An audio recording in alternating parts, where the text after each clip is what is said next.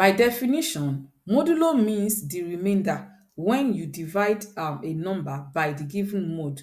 So this means that when we multiply 16 by 7, the remainder when we divide that answer by modulo by 5, that is 16 times 7 is 112.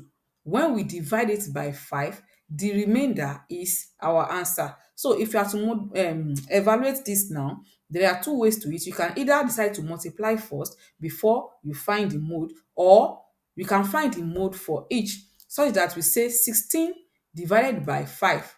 That is, how many times will 5 go in 16? 5 will go in 16 three times, and the remainder is 1. So evaluating 16 in mode 5 will give 1. And now let's evaluate 7 in mode 5.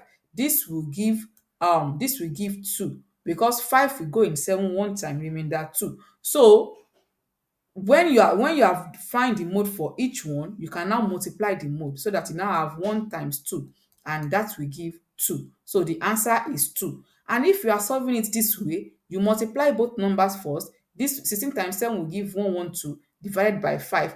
How many times will 5 go in 112? 5 will go in 110. Then that will be remainder 2. So the answer is 2. Whichever one is easier for you to use, you can use it.